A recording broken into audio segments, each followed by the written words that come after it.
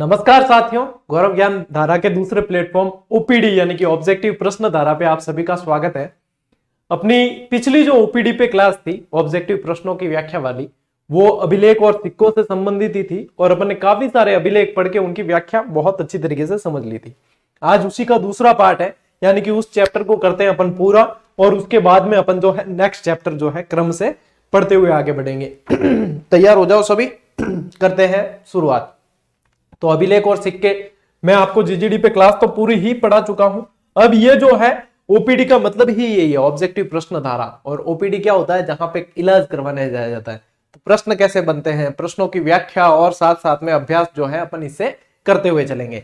तो अभी तक यदि आप ओपीडी पे नए हो, क्योंकि ये जीजीडी नहीं है, ये उसका छोटा भाई ओपीडी है, तो ऑब्जेक्टिव प्रश्न धारा। तो ओपीडी पे नए हो तो सब्सक्राइब कर देना और अपने अन्य साथियों तक भी शेयर कर देना। इस पे ऐसी ही क्लासेस जो है आती रहेगी। खास तौर पे वस्तुनिष्ठ प्रश्नों की व्याख्या के लिए ये चैनल बनाया गया है। करें शुरू। चलिए, पहला प्रश्न आप लोगों के सामने ये रहा। ऐसे ही प्रश्न जो है एग्जाम हॉल में देखने को मिलते हैं और ऐसे ही प्रश्नों पे अपन को पकड़ बनानी चाहिए। ऐसे प्रश्नों पे पकड़ बनाने से फिर ये होता है कि हाँ, कॉन्फिडेंस लेवल जो है धीरे धीरे धीरे धीरे धीरे हाई सर।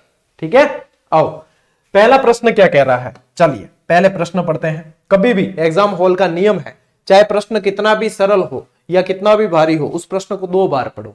2 बार पढ़ने से वो पूरी तरीके से समझ आता है, कोई शब्द जो है हिडन नहीं रहता। 2 बार पढ़ो आराम से। ठीक है, चलिए। रणकपुर का अभिलेख किस मंदिर के स्तंभ पर खुदवाया गया? प्रश्न क्या कह रहा है? रणकपुर का अभिलेख किस मंदिर के स्तंभ लेख पर खुदवाया गया? अब यहां पे है आपके पास चौमुखा मंदिर, शिव मंदिर, लक्ष्मी नारायण मंदिर या गणेश मंदिर। ऑप्शन है आप लोगों के पास 4। चलिए अब थोड़ा सा जो है मैं यहां पे पहले रणकपुर की व्याख्या कर लेता हूं, ताकि आप लोगों के ये चीज भी क्लियर हो। क्योंकि है क्या ओपीडी, तो ओपीडी में तो भाई सारा ही समाधान करना पड़ेगा। सबसे पहले बात करें तो रणकपुर क्या है? जैन मंदिर है। क्या है? जैन मंदिर है। अब मान लीजिए यहां पे कोई जैन मंदिर लिखा होता तो कंफ्यूजन होता ऑप्शन में, लेकिन जैन मंदिर है ही नहीं, तो प्रश्न का उत्तर निकाले कैसे? तो रणकपुर जैन मंदिर है। दूसरी चीज क्या ध्यान रखनी है, ये कहां है? तो ये है सादड़ी पाली में। कहां है? सादड़ी पाली, हमारे गाणेराव के बिल्कुल पास पड़ता है। ये कैसा मंदिर है? ये कुंभाकालीन मंदिर है, कुंभाकालीन। और ये रणकपुर अभिलेख है ना, ये इसी मंदिर में है। लेकिन पहले अपन थोड़ा सा रणकपुर मंदिर के बारे में जान लें। यहाँ पे देखो, यहाँ पे जो मंदिर है ग्रुप ऑफ टेम्पल है। यहाँ पे सूर्य मंदिर भी है, जैन मंदिर भी है, नेमिनाथ मंदिर भी है। और नेमिनाथ मंदिर पे जो है अश्लील मूर्तियां कह सकते हो आप, थोड़ी सी वैश्यावृत्ति से संबंधित मूर्तिकला भी देखने को मिलती है। मूर्तिकला की ही एक विशेषता है, इसलिए यहाँ पे जो नेमिनाथ मंदिर है, यहाँ पे जो नेमिनाथ मंदिर है उसे क्या कहा जाता है? उसे वैश्या मंदिर, वैश्या मंदिर, या मारवाड़ी में कहते हैं पातरयोरो देवरो, पातरयोरो देवरो नाम से जाना जाता है। इस मंदिर को, रणकपुर जैन मंदिर को स्तंभों का वन कहा जाता है। क्या कहते हैं? स्तंभों का वन। यानी कि यहां पे कितने स्तंभ है? 1444 स्तंभ है। 1444 से एक आधा है, बाकी सारे पूरे हैं। ठीक है, ये सारी चीजें ध्यान में रखनी ही रखनी है। चलिए कुछ और व्याख्या करें, जब तक आप कमेंट तो उत्तर तो बता ही रहे हो। चलिए आप देखो, रणकपुर जैन मंदिर है, ये मगई नदी के किनारे है। कहां है? मगई नदी, ध्यान में रखना है। इसके जो इस शिलालेख के भी कह सकते हो आप, या इस मंदिर के भी निर्माणकर्ता कह सकते हो धर्नक शाह, धर्नक शाह जो कुंभा के मंत्री थे। इसके यदि शिल्पी कहें तो शिल्पी था देपाक। थोड़ा सा व्यवस्थित लिख देता हूं।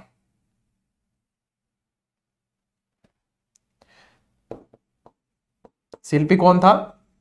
शिल्पी का नाम था देपाक। ये चीजें याद रह गई। इसके उपनाम यदि बात करें रणकपुर जैन मंदिर के, देखो पूरी ही व्याख्या हो रही है, पूरा पोस्टमार्टम। ठीक है, कहीं कुछ पीछे छोड़ना ही नहीं है। इसके उपनाम की बात करें तो इसे नलिनी गुल्म विमान भी कहा गया। क्या? नलिनी गुल्म विमान। एक और उपनाम क्या है इसका, इसे कहा जाता है त्रैलोक्य दीपक, त्रैलोक्य दीपक। और अपन ने यहां पे एक तो पढ़ ही लिया स्तंभों का वन, यानी कि इतनी चीजें तो आपको ध्यान में रखनी ही रखनी है। अब इसका उत्तर जो है वो क्या है, चौमुखा जैन मंदिर। क्या है, चौमुखा जैन मंदिर। यहां पे जो चौमुखा जैन मंदिर है उसके स्तंभ पे ये उत्कीर्ण है। क्या, रणकपुर शिलालेख। एक बार इसका स्क्रीनशॉट लो, मैं कुछ और व्याख्या बताता हूं आप लोगों को रणकपुर शिलालेख से संबंधित ही। एक बार ये स्क्रीनशॉट ले लो, इसमें आपका पूरा रणकपुर जैन मंदिर जो है वो रिवाइज हो गया है। ठीक है, चलिए ले लिया। अब देखो, अब बात करें इस अभिलेख की। ठीक है, इस अभिलेख की बात करें तो 1439 में इसको उत्कीर्ण करवाया। वही उत्कीर्णकर्ता में धर्नक शाह, ध्यान रखना है, धर्नक शाह उत्कीर्णकर्ता और शिल्पी देपाक, ये भी सेम ही रहेगा। ठीक है, शिल्पी देपाक है। इस रणकपुर शिलालेख के अंदर या रणकपुर अभिलेख के अंदर बूंदी क्षेत्र का नाम क्या मिलता है, ये एक बार बहुत तगड़ा प्रश्न बना था। बूंदी को बंधु घाटी बताया। क्या बताया, बंधु घाटी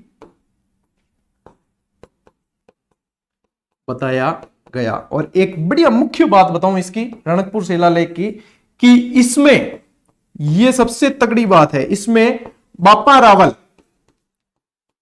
कौन था बापा रावल, गुहिल वंश का आदि पुरुष, संस्थापक कह सकते हो। 27 हाथ की धोती पहनता था, पूरा ही बता रखा है आप लोगों को। हारित ऋषि से और राष्ट्रसैनी माता से आशीर्वाद लेके जो है वंश को मतलब शासन को स्थापित किया और वंश को आगे बढ़ाया। अब यदि बापा रावल की व्याख्या करने जाऊंगा तो मतलब एक प्रश्न पे ही अपन जो है पूरा क्लास निकाल सकते हैं, लेकिन अपन जो है अगले प्रश्न की ओर बढ़ेंगे। पहले इस प्रश्न का पूरा पोस्टमार्टम, पूरा निचोड़ इसका आ जाए, उसके बाद नेक्स्ट प्रश्न। भाई आप ओपीडी पे हो तो पूरा ही निचोड़ लेकर जाए, मतलब चाहे 10 प्रश्न ले, लेकिन उसकी व्याख्या इतनी हो कि कम से कम आप 100-150 फैक्ट लेकर जाओ इस क्लास से। ठीक है, क्या इसमें बापा रावल को और काल भोज, माल भोज भी नाम मिलता है कई जगह, काल भोज को अलग अलग व्यक्ति बताया, अलग अलग व्यक्ति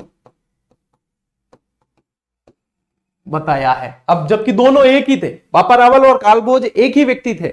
महेंद्र भोज भी नाम मिलता है कई जगह इसका, लेकिन इस अभिलेख के अंदर इन्हें अलग अलग बताया है। यह सबसे इंपॉर्टेंट है जो रणकपुर में ध्यान रखना है। यदि याद नहीं रहे तो ध्यान रखना कि रण में जाके कपूर अलग हो गया, रण में जाके कपूर अलग हो गया। बस इन 3 शब्दों को ध्यान में रखना तो आपको ध्यान आ जाएगा कि अलग अलग शब्द आ जाए, यानी कि बापा रावल और काल भोज को अलग अलग बताया, वो रणकपुर में बताया, रण में जाके कपूर अलग हो गया।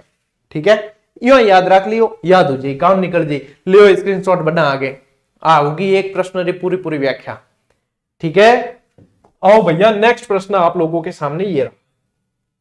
कुंभलगढ़ शिलालेख को कितनी शिलाओं पर खुदवाया गया है? बढ़िया प्रश्न है। अब ये जो है मैंने क्लास पढ़ाई तब भी नहीं बताया, तो कुछ ऐसी चीजें भी मिलेगी इस ओपीडी की क्लास में जो आप लोगों को लगेगा कि हाँ ये चीजें पहले भी नहीं जानी थी तो अब जान लेते हैं। ऐसी चीजें भी पढ़नी चाहिए रे भाई।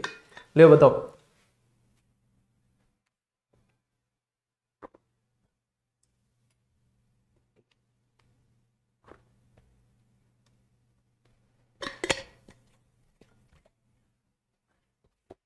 कुंभलगढ़, पहले तो बताओ कि कुंभलगढ़ दुर्ग कहां है? एस्ट्रक्शन दुर्ग के नाम से भी जाना जाता है जिसे। तो कुंभलगढ़ कहां है? कहां है? राजसमंद, यहीं पे बादल महल भी है। इस कुंभलगढ़ शिलालेख की बात करें तो 1460 के समथिंग की बात है, इसको खुदवाया गया। इसे खुदवाया किसने या बनवाया किसने? तो कवि महेश ने। किसने? कवि महेश, अत्रिपुत्र महेश जिसे कहा जाता है, कवि महेश द्वारा। ठीक है, कवि महेश द्वारा उत्कीर्ण है ये क्या? कुंभलगढ़ शिलालेख। अब ये कुंभलगढ़ जो दुर्ग है ना, ये कुंभलगढ़ जो दुर्ग है, ये इसका निर्माण करवाया था संप्रति ने, मौर्य राजा संप्रति ने, कुंभा ने पुनर्निर्माण करवाया था। तो यदि इसकी बात करें कि इस दुर्ग की क्या बात करें, इस दुर्ग की बात करें तो निर्माण किसने करवाया? निर्माण मौर्य शासक संप्रति द्वारा और पुनर्निर्माण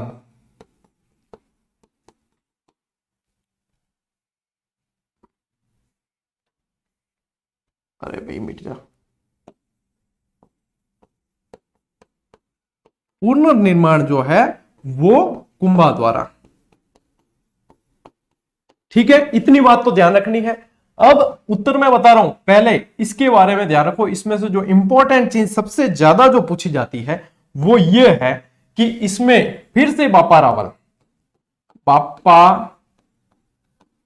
रावल को विप्रवंशीय बताया। विप्रवंशीय ये सबसे इंपॉर्टेंट है, इसमें बताया गया। यानी कि ये विप्रवंशीय आ गया लिखा हुआ, इसका क्या मतलब है? इसका मतलब है ब्राह्मण बताया है। क्या बताया है? अब लो, ये तो हो गई इसकी व्याख्या। अब मैं बताऊंगा उत्तर, पहले पूरी व्याख्या करके फिर बताऊंगा उत्तर। जब तक आप लोगों को बताना है, इसमें ध्यान रखना है 5। ठीक है, कितनी शिलालेख पर खुदवाया गया? इसे 5 शिलालेख पर खुदवाया गया है। कुंभलगढ़ शिलालेख हो गया याद? ले स्क्रीनशॉट लो भाई, स्क्रीनशॉट लो। ले लिया? चलो स्क्रीनशॉट ले लेना, पीडीएफ पैसे दी जाती है आपको, लेकिन फिर भी जो है कई बार टेक्निकल हो जाते हैं चीजें। हाँ, किस शिलालेख में कछवा शासकों को रघुवंश तिलक कहा गया है? रघुवंश तिलक क्या कहा गया है? रघुवंश तिलक। अब यदि आप ध्यान दोगे, यहां थोड़ा बहुत भी पढ़ा है ढंग से, तो आप उत्तर तक पहुंच सकते हो। कैसे? कि कछवा वंश का शासन कहां था? क्या है? कछवाह वंश। ठीक है, इनका शासन कहां कहां? इनका शासन देखो, दौसा से स्टार्ट होके, दौसा से फिर जम्वा रामगढ़, ये राजधानियां रही है इनकी, जम्वा रामगढ़, ठीक है, आमेर, और मेनली क्या ध्यान में रहता है अपन को, और ध्यान में रखना भी चाहिए, जयपुर। यानी जयपुर और इसके आसपास जो है ये कछवा शासक रहे हैं। कछवा शासक वो थे जिन्होंने सबसे पहले मुगल संबंध स्थापित किया। सबसे पहले मुगल संबंध यानी कि वैवाहिक संबंध। ठीक है, मुगलों से वैवाहिक संबंध राजस्थान में सबसे पहले कछवा शासकों ने किया है। मान सिंह, बारमल, भगवंत दास, ये सब इनके, सवाई जय सिंह, मिर्जा जय सिंह, ये सब मुख्य शासक कछवा वंश से रहे हैं। अब यदि ध्यान से पढ़े हो तो आप उत्तर तक वैसे ही पहुंच जाते हो कि इसका उत्तर क्या है? आमेर शिलालेख। क्या है? आमेर शिलालेख है। लेकिन कुछ चीज और ध्यान में रखें। एक तो क्या? रघुवंश तिलक। रघुवंश तिलक का मतलब है कि राम जी के वंशज। क्या? राम जी के वंशज। अब राम जी के वंशज सीधा सीधा नहीं माना है, लेकिन राम जी के पुत्र कुश के वंशज मानते थे ये अपने को। क्या मानते थे? कुश के वंशज मानते थे। ये सबसे मस्त प्रश्न है आमेर शिलालेख से बनने वाला। दूसरी चीज और क्या ध्यान में रखनी है कि इस शिलालेख में, किसमें? आमेर शिलालेख में जम्वा रामगढ़ राजधानी का उल्लेख है। जम्वा रामगढ़ यानी कि दूसरी राजधानी थी, दूसरी थी ना जम्वा रामगढ़, कछवाओं की राजधानी जम्वा रामगढ़ का उल्लेख है। जम्वा रामगढ़ राजधानी का उल्लेख है। ये चीज हो गई आप लोगों के लिए इंपॉर्टेंट। लीजिए भैया स्क्रीनशॉट। अपना पूरा फोकस कट है क्लास माते, तो आपका फोकस कहां होना चाहिए? क्लास पर, क्योंकि मेरा भी फोकस कहां है? क्लास पे। जब अपना फोकस बिल्कुल पढ़ाई से संबंधित ही रहेगा, अब किन दिमाग में आ रहा, गुरुजी पुस्तक नहीं मिल रही, पुस्तक कट मिली, गुरुजी पुस्तक नहीं मिल रही, पुस्तक कहां मिलेगी, गुरुजी फलानी ओ कहते हो, गुरुजी बात समस्या हो रही, गुरुजी मेरे आधार कार्ड में नाम चेंज है, वो है, तो उसके लिए ये क्लास का मतलब ही नहीं, क्योंकि वो तो आया ही इसलिए है कि यहाँ पे। पहली बात बता दूं, मैं लाइव क्लास देता ही नहीं। किस लिए नहीं देता? क्योंकि पढ़ाई पे फोकस करना है, सिलेक्शन होगा पढ़ने से। ये चीजें जो आप ई मित्र पे पूछ सकते हो, भाई आधार कार्ड में या फॉर्म में मिस्टेक है, ये मिस्टेक है, इनकी जानकारी हम टीचर से ज्यादा ई मित्र वाले रखेंगे। वहां पे जो चीजें पूछ सकते हो, नाम संशोधन कैसे कराना, ये कराना, आप देख लेना। चाहे कहीं भी टीचर के किसी चैनल पे आपने कमेंट किए होंगे, मेरे फलाने नाम मिस्टेक हो गया, आधार कार्ड मिस्टेक हो गई, ये हो गई, तो गए सर क्या समाधान है? कभी कोई टीचर आपको इससे संबंधित समाधान रिप्लाई बहुत कम करेंगे, नहीं करते। क्यों? क्योंकि पढ़ाई से रिलेटेड हो तो वो करे भी सही। ये चीजें ई मित्र वाले को पूछने की होती है और इनके समाधान आप लोगों को पता ही होते हैं, लेकिन फिर एक कंफर्मेशन का ठप्पा लगाने के लिए तो ये चीजें आप अपने लेवल पे करो। यहां पढ़ने आओ तो सिर्फ पढ़ने पे फोकस करो। ये चीज जब करने लग जाओगे तब आप सिलेक्शन के पास में आ जाओगे, नहीं तो जयराम जी की। ले आओ अगला प्रश्न। देखो, निम्न में से वह शिलालेख जिसमें कुंभा की विजयों का वर्णन श्रेष्ठ लेखन करता अनेक मंदिर भवन दुर्गों का निर्माण करने वाला बताया गया है। कुंभा की विजयों का वर्णन है, कुंभा को श्रेष्ठ लेखन करता और अनेक मंदिर भवन और दुर्गों का निर्माण करने वाला बताया गया है, यानी कि कुंभा की गई है तारीफ। अब देखो ऑप्शन क्या है, कीर्ति स्तंभ, कुंभलगढ़, चित्तौड़गढ़ लेक, रणकपुर। अब इसमें से यदि 3 तो देखोगे ना तो कुंभा से रिलेटेड ही है। ऐसे में कंफ्यूज होते हैं बच्चे कि हाँ अब इसका उत्तर सर क्या होगा। तो देखो कुंभलगढ़ की मैं पूरी व्याख्या आपको कुंभलगढ़ की इसकी शिलालेख की पूरी व्याख्या मैं करके बता चुका हूं, रणकपुर की भी बता चुका हूं। चित्तौड़गढ़ का शिलालेख चित्तौड़गढ़ में ही है, ज्यादा प्रश्न इसमें से बनते नहीं है। पीछे बचा क्या आप लोगों की कीर्ति स्तंभ, क्या है उत्तरी इसका क्या है, कीर्ति स्तंभ। अब देखो यहां पे यदि बात करें कीर्ति स्तंभ, ठीक है। अब जैसा कि इस कीर्ति शब्द का अर्थ भी निकालोगे ना तो क्या होती है, विजय। क्या होता है, विजय। यानी कि पहली बात तो विजयों का वर्णन है, दूसरी बात कुंभा की उपाधियों का वर्णन है। क्या इतनी सारी उपाधियां, हाल गुरु, छाप गुरु वगैरह सारी ये जो धारण की इनका वर्णन है। तो जब इतनी उपाधियां धारण की, उसमें से कई उपाधि जो है ग्रंथों की रचना के लिए भी दी गई, तो इसके ग्रंथों का वर्णन है। किसका वर्णन है, ग्रंथों का वर्णन है, ठीक है। कीर्ति से विजय का तो ध्यान रखना ही रखना है, ग्रंथों का है। फिर क्या आ गया, स्थापत्य का वर्णन है।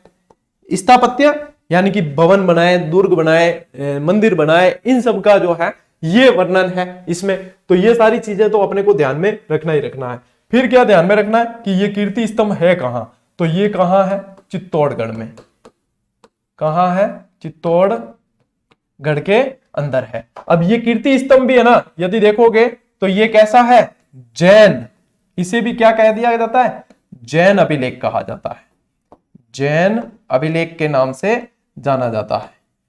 कुंभा के तो मतलब कुंभा से रिलेटेड तो है ही, जैन अभिलेख के नाम से ये जाना जाता है कीर्ति स्तंभ, ठीक है। जैन प्रशस्ति भी कह देते हैं। और क्या ध्यान में रखना है, जैसे कुंभलगढ़ शिलालेख अभी अपन ने पढ़ा महेश, तो ये जो है पहले इसे जो है अत्रि भट्ट ने शुरू किया, फिर बाद में जो है इनके पुत्र महेश ने जो है इसको पूरा करवाया। तो ये यहां पे आप लोगों को ध्यान में रखना है। ले लीजिए एक बार स्क्रीनशॉट इसका भी, ठीक है, इसका भी स्क्रीनशॉट ले लीजिए आप, ठीक है। और एक ये भी ध्यान में रखना कि ये जो कुंभलगढ़ शिलालेख है ना, इसे कान्ह व्यास ने पूरा किया था। किसने, लास्ट समय जो है वो कान्ह व्यास ने पूरा किया था। कान्ह व्यास ने पूरा किया, ठीक है। ले अब स्क्रीनशॉट ले लो और फिर बढ़ते आगे। आ जाओ नेक्स्ट प्रश्न, बड़ा इंपॉर्टेंट है और इसमें बड़ा कंफ्यूजन विद्यार्थियों के रहता है। निम्न में से किस शिलालेख में राणा हम्मीर, इसको विषम घाटी पंचानन की संज्ञा दी गई।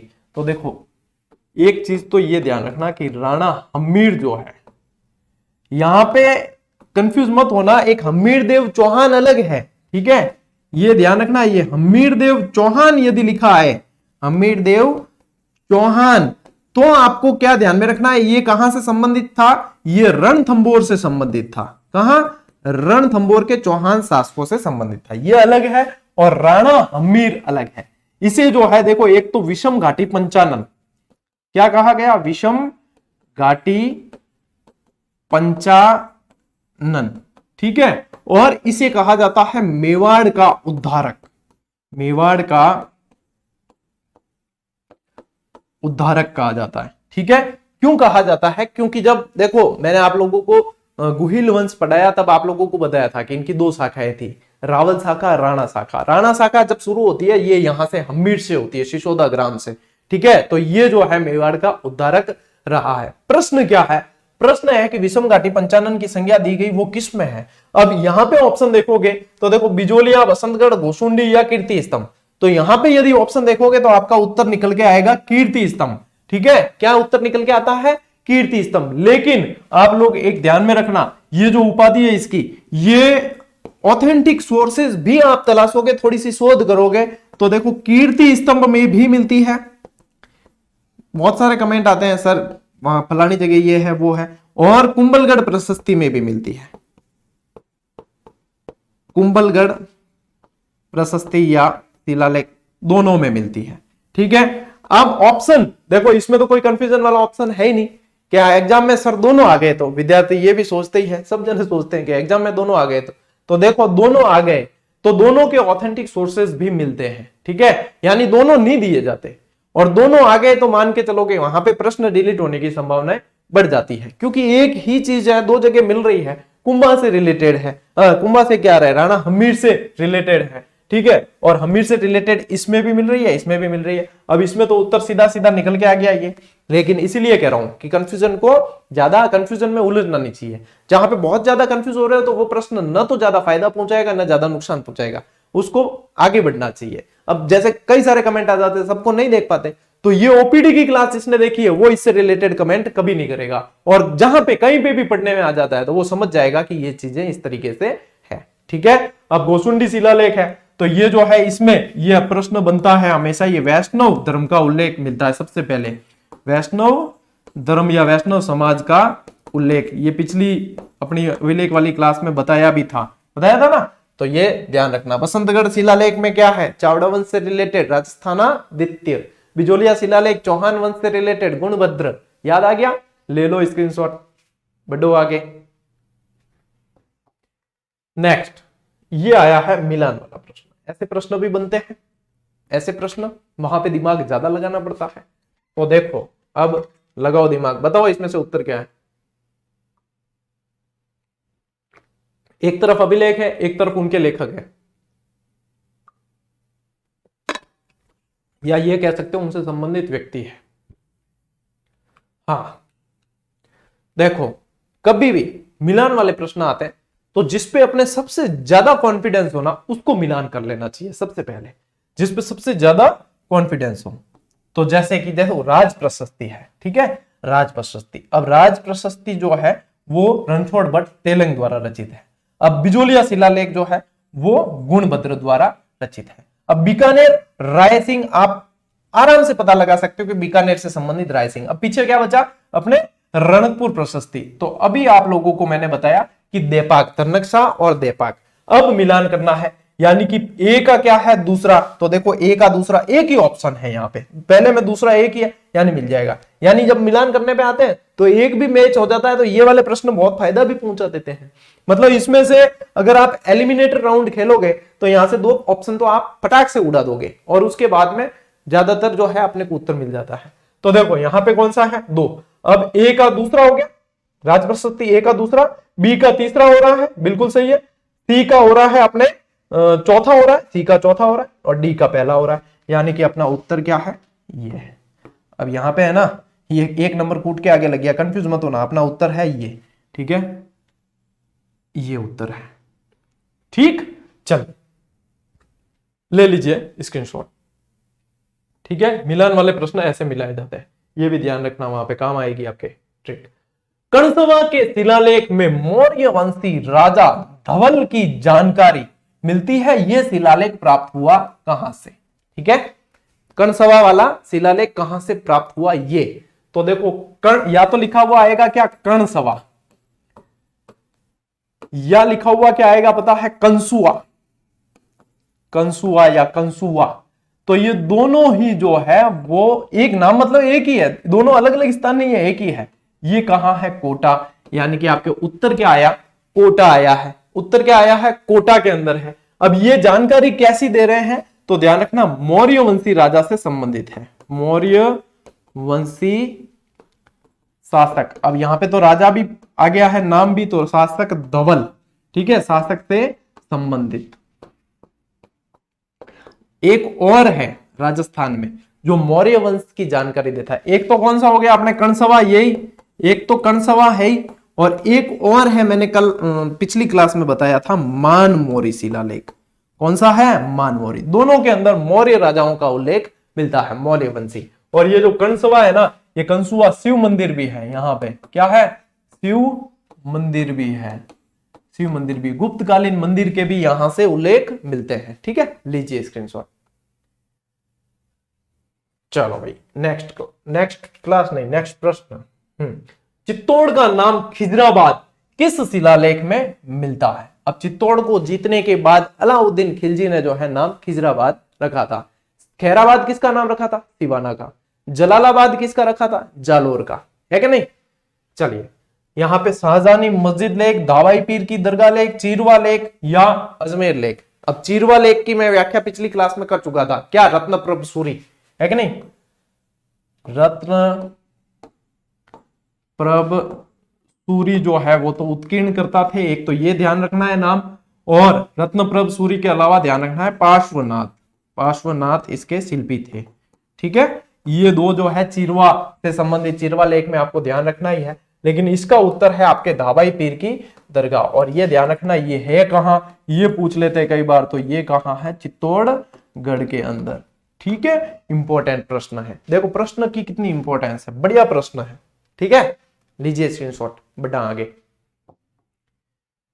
हाँ भाई, किस शिलालेख में हल्दी घाटी और दिवेर युद्ध का वर्णन तथा महाराणा अमर सिंह द्वारा मुगलों से की गई संधियों का उल्लेख मिलता है? यानी कि मेवाड़ मुगल संधि का उल्लेख मिलता है, और क्या मिल रहा है? हल्दी घाटी युद्ध का उल्लेख मिल रहा है, दिवेर के युद्ध का उल्लेख मिल रहा है। तो ये सबसे पहले तो आप लोगों को यह ध्यान होना चाहिए कि हल्दी घाटी का युद्ध कब हुआ?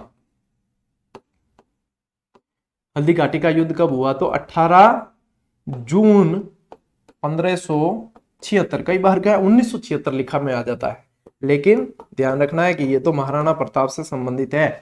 दिवेर का युद्ध कब हुआ? 1582। इसमें सीधा सन ध्यान में रखना है। इसमें जो ध्यान में रखने वाली चीज है वो ये है कि इसे मेवाड़ का मैराथन कहा जाता है। क्या कहा जाता है? मेवाड़ का मैराथन। कितों रिवीजन में, धड़ाधड़ रिवीजन में, तुरंत याद आती है चीजें।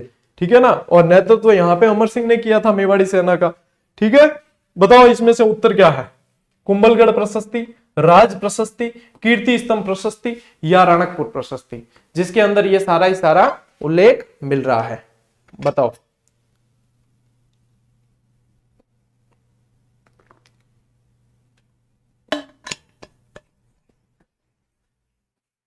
देखो, कुंभलगढ़ प्रशस्ति के बारे में मैंने आपको सब बता दिया है। यहाँ पे क्या है? हल्दी घाटी का युद्ध का वर्णन है, दिवेर के युद्ध का वर्णन है, यानी कि राज करने की बातें आ रही है।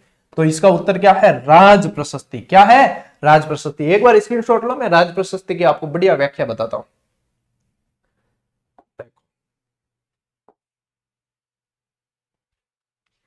उत्तर तो है राज प्रशस्ति।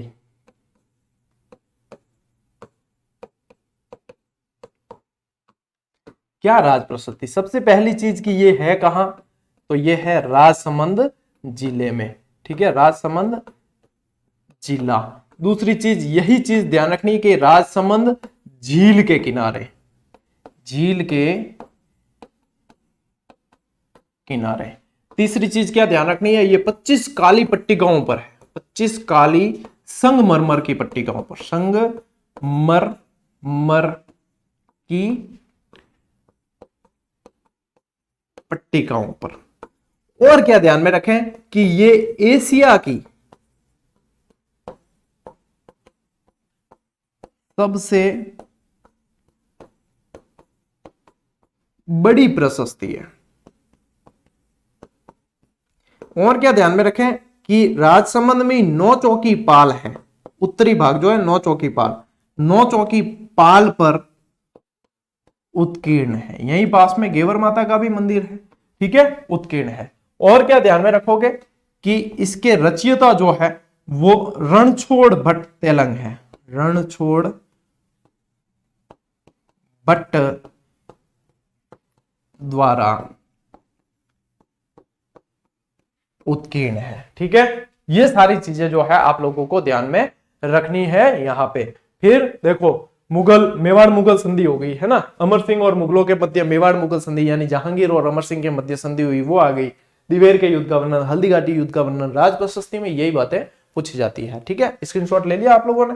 ले लो एक बार स्क्रीनशॉट, फिर बढ़ते हैं आगे।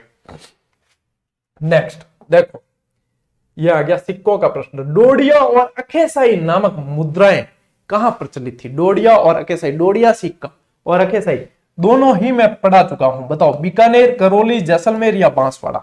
बताओ। देखिए, डोडिया, डोडिया से ध्यान रखना, अखेसाई से भी पता लगा सकते हो आप और डोडिया से भी। तो इसका उत्तर है आप लोगों के जैसलमेर। कहां से संबंधित है? जैसलमेर से संबंधित है, ये इसका उत्तर है। ठीक है, चलिए, इसमें कोई ज्यादा व्याख्या लायक है नहीं, आगे बढ़ते हैं।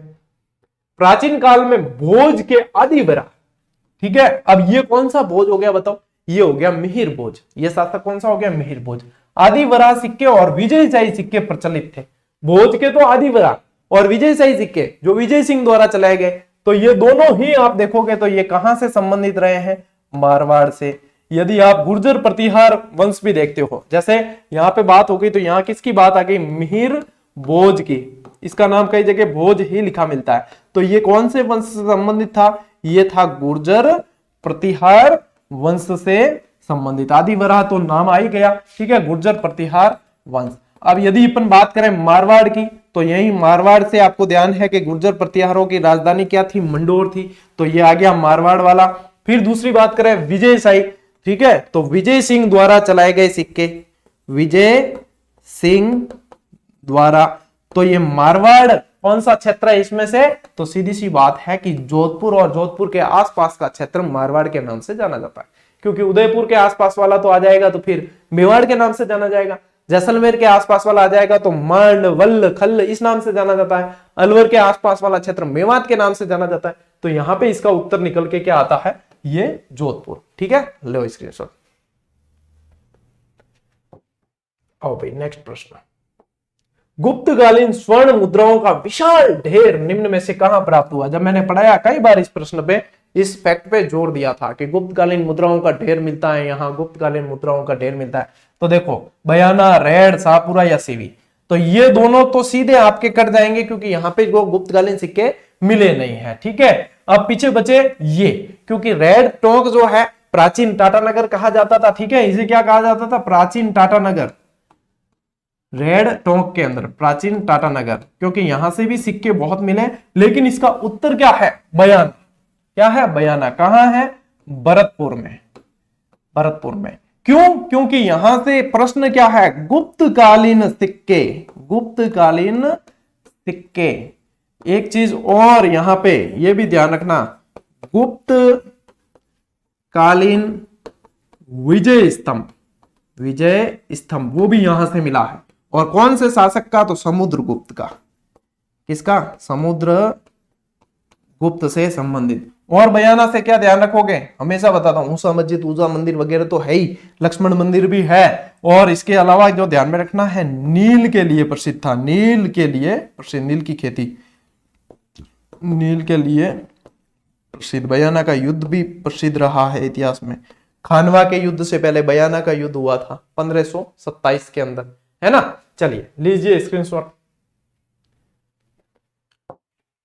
अच्छा, इसी के साथ में अपने प्रश्न तो हो गए यहां पे पूरे।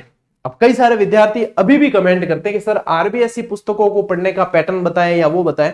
तो देखो, मैं आप लोगों को एक बहुत बेहतरीन पुस्तक दे चुका हूं। जिनको पता नहीं है उन्हें बता दूं कि आरबीएससी 6ठी से 10वीं तक जो कंपटीशन के अंदर पढ़ने लायक चीजें होती है, वो आप यदि 6ठी से 10वीं तक आरबीएससी राजस्थान जीके, राजस्थान अध्ययन वाली किताब के हाथ भी नहीं लगाते हो, तब भी ये प्रश्न, ये जो पुस्तक मैंने दी थी आप लोगों को, बेहतरीन कलेक्शन। और उसके अलावा जो 6 to 10 चलती है ना पुस्तकें, 6 to 10 के अलावा जो है और भी व्याख्या के माध्यम से इतना बेहतरीन वर्क इसमें किया गया है कि आप लोग जो है याद रखोगे। अब इसमें ये विद्यार्थियों की ये शंका है कि सर ये नए जिलों के अनुसार है या पुराने के अनुसार। तो जब ये पुस्तक मैं लिख चुका था तब तक जिले बने नहीं थे, तो और आरबीएससी की पुस्तकें भी अभी चेंज हुई नहीं है। तो मेन चीज ये है कि इसे नए जिलों के अनुसार मैं अपडेट करके दे भी देता, लेकिन फिर आरबीएससी की पुस्तकों से मिसमैच होती। तो जब आरबीएससी की पुस्तकें चेंज होगी तभी ये नए जिलों के अनुसार आ सकती है। लेकिन यदि इसमें ध्यान दोगे आप तो सिर्फ 5 से 10% फैक्ट ऐसे हैं जो नए जिलों के अनुसार इसमें परिवर्तित होते हैं, बाकी 90% फैक्ट जो है वो अपरिवर्तित रहते हैं। तो ये पुस्तक अपनी अहमियत ऐसे की ऐसे रखती है। फिर भी किसी को लगता है, जिसके पास में है ये पुस्तक या जो लेना चाह रहे हैं या ले रहे हैं, एक चीज ध्यान रखना कि यदि फिर भी आपको लगता है कि अपडेट नहीं है इसके अंदर, या अपडेट होनी चाहिए, तो मैंने अपने जीजीडी वाले यूट्यूब चैनल पे संभाग दर्शन के माध्यम से पूरे के पूरे 50 जिले जो चेंज हुए हैं वो सारा करवाया है। साथ ही साथ जिला दर्शन की पुस्तक भी मार्केट में आप लोगों को दी थी, तो इतनी बेहतरीन तरीके से आप लोगों को अपडेशन तो मैं करवा चुका हूं। तो उसमें से आप जो इसमें हल्का फुल्का कोई लगे तो कर सकते हो। देखो इसकी प्रिंटिंग जो है पीछे बंद हो चुकी है, लेकिन मार्केट में जहां पे आप लोगों को मिल जाती है और आप पढ़ना ही चाहते हैं तो आप ट्राई करके ले सकते हो। अपने आसपास पुस्तक विक्रेता को कहें, मिल जाए बढ़िया बात है। यदि उसके पास नहीं हो तो आसपास के किसी डिस्ट्रीब्यूटर से या उसके पास पड़ी हो तो मिल सकती है। प्रिंटिंग पीछे नहीं चल रही, लेकिन मार्केट में कहीं ना कहीं आप लोगों को मिल सकती है, या आप लोगों को ट्राई करनी पड़ेगी, क्योंकि बेहतरीन पुस्तक है तो प्रयास तो करना पड़ेगा। दूसरी बात की ये जो है स्टॉक में अवेलेबल है और बीएसटीसी के लिए बहुत बेहतरीन। यदि आप देखोगे प्रत्येक जो है सब्जेक्ट के ऊपर बहुत बढ़िया कमांड करके ये पुस्तक लिखी गई है और विषय विशेषज्ञों ने प्रत्येक खंड में काम किया है। पिछली बार भी इस पुस्तक का बेहतरीन प्रदर्शन रहा था, मतलब 100% रिजल्ट इस पुस्तक का पिछली बार भी रहा है और इस बार भी रहेगा। तो ये मार्केट में उपलब्ध है, ये आपके निकटतम पुस्तक विक्रेता से आप लोगों को इसे संपर्क करना पड़ेगा। आप लोग चाहो कि डायरेक्ट गौरव सर से ले या गौरव सर सेल करते हैं, नहीं, ये तो आप लोगों को निकटतम पुस्तक विक्रेताओं से ही संपर्क करना पड़ेगा। या आप जहां से ऑनलाइन मंगाते रहते हैं तो वहां पे उनकी साइट पे देख लो, वहां पे भी मिल जाएगी। जहां से भी कोई भी पुस्तक मंगाते हो तो ये पुस्तकें भी वहां उस साइट पे मिल जाती है।